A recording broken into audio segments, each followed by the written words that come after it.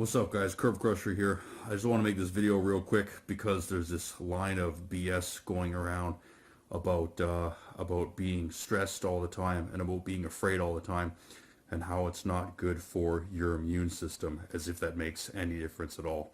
Your immune system is going to be shot after being inside all this time and not having an exchange of common illnesses that go around. Your immune system is pretty much out of practice and it's shot to poop. So relying on your immune system for anything is a very, very foolish way of thinking. But I want to talk about this stress response we're talking about. So when you're under stress, you engage in what we call a partial fight or flight response, right?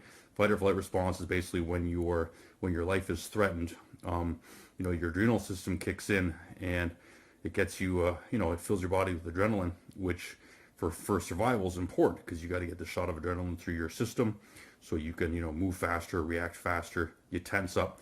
Now, well, they would say the downside of that is when you're in a when you're stressed all the time, you're in a partial state of fight or flight response.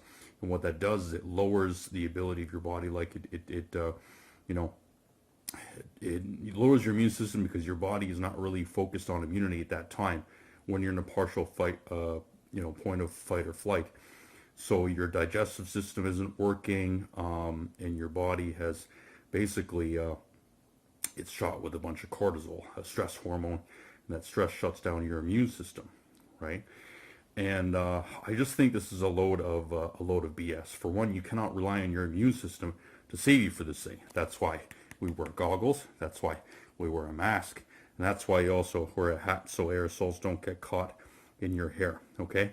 But I actually think quite the opposite, okay? I think this immune system thing and this fight or flight response thing is a load of BS. And I think instead you should be embracing this thing, okay? Because when you have adrenaline in your body like that, when you're in the fight or flight response, it actually makes your muscles a lot stronger. You have more power, you have more speed. So if anything, being in a partial state of fear like that makes you stronger. More is more like being a superhero, okay? So being stressed and afraid, yeah, it might not be good for your immune system, whatever that is, but it's going to make you strong. It's actually going to make you like a superhero.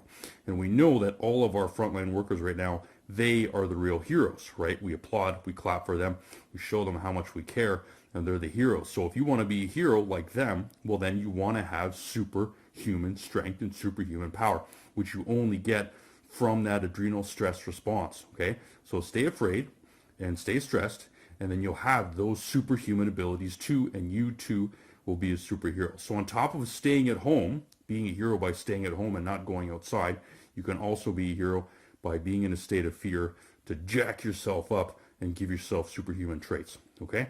So keep that in mind and crush the curve. Remember, don't just crush the curve. You want to totally decimate the curve.